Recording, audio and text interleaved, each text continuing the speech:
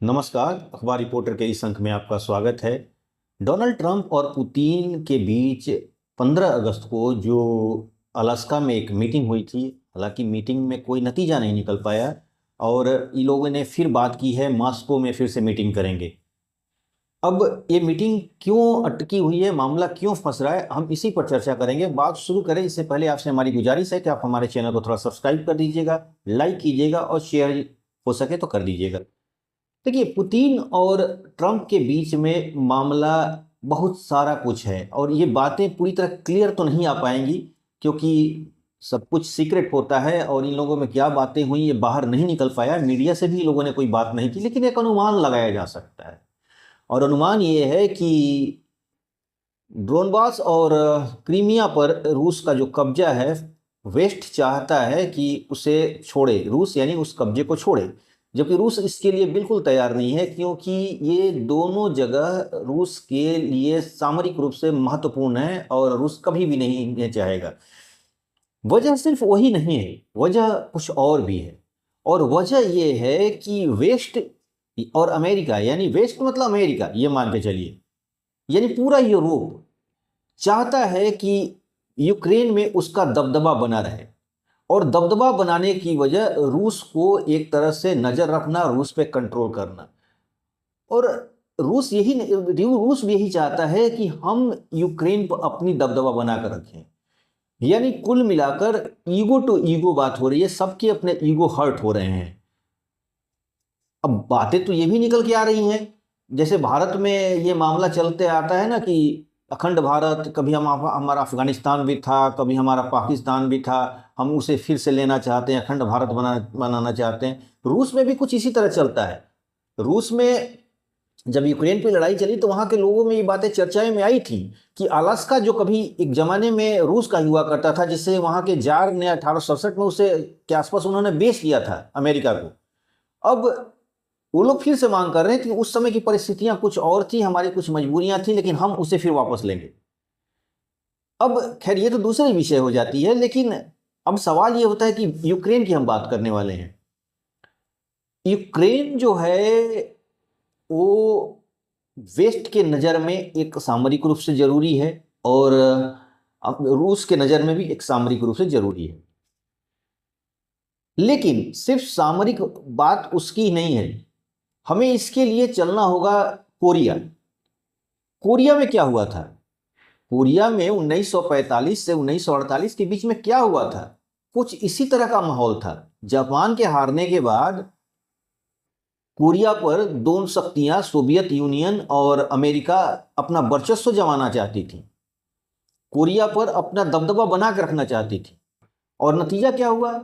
Korea दो भागों में बट गया, उत्तर कोरिया और दक्षिण कोरिया। उत्तर कोरिया कम्युनिस्टों के हाथ में था, यानी कम्युनिस्टों के आशीर्वाद से बना था, और दक्षिण कोरिया जो था अमेरिका के आशीर्वाद से था, यानी अमेरिका वहाँ पर डेमोक्रेसी था आया और वहाँ पर कम्युनिज्म आया। हालांकि उत्तर कोरिया में बाद में डिक्टेटरशिप हो गया, ये अलग विषय है।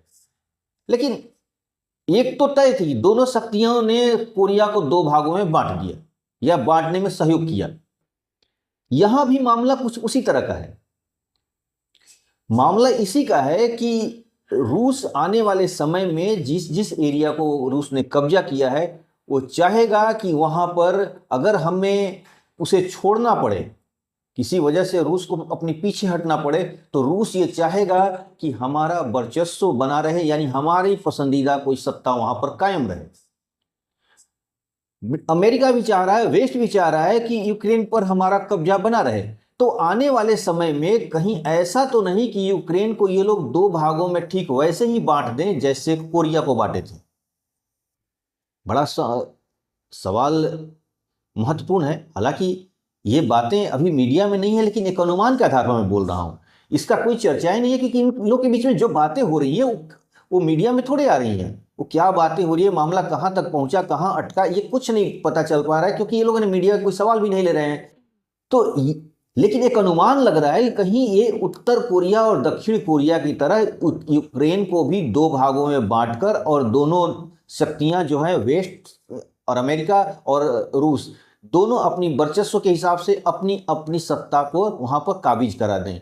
ऐसा हो सकता है या ऐसे होने की अनुमान लगाया जा सकता है, कंफर्म नहीं है। मैं अभी भी कह रहा हूं कि इसके लिए मेरे पास कोई इंफॉर्मेशन, पुख्ता जानकारी नहीं है। एक मैं अनुमान के आधार पर कर रहा हूं कि ऐसी घटनाएं कोरिया में हो चुकी हैं। अब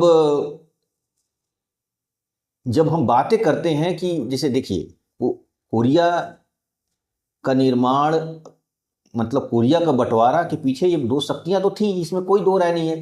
कोरिया पर जापान का कब्जा था, जापान ने वहां पर कितना कितना अत्याचार किया, ये भी सब जग जाहिर है। लेकिन जापान को जब हटाने के लिए दो शक्तियां आपस में सहयोग किया और जापान वहां से हटा, तो अब इनके मन में क्या आया कि हमारा अपना अपना आइडियोलॉजी की वहां सरकारें हों, और हुआ भी।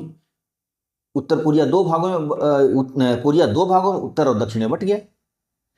तो यूक्रेन को भी ऐसा तो नहीं कि जिस जिस जगह पर वेस्ट ने अपना वर्चस्व बनाया है और जिस जिस पर रूस ने अपना वर्चस्व बनाया है, कहीं ऐसा तो नहीं कि ये लोग आम सहमति बनाकर ये तय कर दें कि भाई ठीक है मैं पीछे हट जाता हूं, लेकिन मैं पीछे तब तक नहीं हटूंगा जब तक हमारे ये न सुनिश्चित हो जाए कि हमारा वहां पर जो हमारे हित हैं उसका नुकसान ना हो। और हित का नुकसान अगर पूरी तरह यूक्रेन को छोड़ दिया जाए तो रूस को मिलेगा क्या? रूस ने 2-2.5 साल से लड़ाइयां लड़ी, उसके लिए क्या मिलेगा उसको? कुछ नहीं।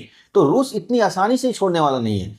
यानी आने वाले समय में ऐसा हो सकता है कि रूस कहे कि सांप भी मर जाए और लाठी ना टूटे। यानी रूस कहेगा कि ठीक है, जो जो एरिया पे हमारा कब्जा है हम उसको छोड़ देते हैं, लेकिन उन क्षेत्रों पर एक ऐसी सरकारें बने जो रूस के इशारों पे काम करे। अमेरिका भी यही चाहेगा कि जो जो उसका वर्चस्व है, जहां पर वेस्ट और यूक्रेन तो कुछ है नहीं, वेस्ट का ही सब कुछ चल रहा है दिमाग, तो जहां उनका वर्चस्व है वो चाहेंगे कि हमारा एक पसंदीदा वहां पर कंट्रोल और हमारी सरकारें बन जाए। यानी ठीक वैसे ही जैसे कोरिया का बंटवारा होता हुआ था, उसी तरह यूक्रेन का भी बंटवारा हो जाए। ऐसा हो सकता है क्योंकि ऐसी दुनिया में उदाहरण कई हैं। हमने जर्मनी के रूप में भी देखा था, जर्मनी को भी इसी तरह लोगों ने बांटा। हालांकि बाद में जर्मनी एकीकरण हो गया, लेकिन ऐसा तो हुआ है था, कोई नई चीज तो थी नहीं। तो यूक्रेन में अगर नई चीजें नहीं हो, ये तो हो ही नहीं सकता है, क्योंकि यूक्रेन में भी इस तरह की घटनाएं हो सकती हैं। तो आने वाले समय में ऐसे बहुत सारे ड्रामे देखने को मिलेंगे। और कोई आज के दुनिया में, आज के समय में कोई भी किसी का सगा नहीं है, चाहे वो समाज हो, चाहे वो देश हो, या कोई सरकारें हो, या राजनीति हो, या पॉलिटिक्स हो। हर जगह अपने स्वार्थ का एक खेल चलता है, स्वार्थ को साधने का एक ड्रामा चलता है। यूक्रेन में भी वही हो रहा है। तो आज चंक में बस इतना ही। नए के साथ फिर आपसे मुलाकात होगी। आपसे हमारी गुजारिश है कि आप हमारे चैनल को थोड़ा सब्सक्राइब कर दीजिए, लाइक कीजिए, हो सके तो शेयर भी कर दीजिएगा। धन्यवाद।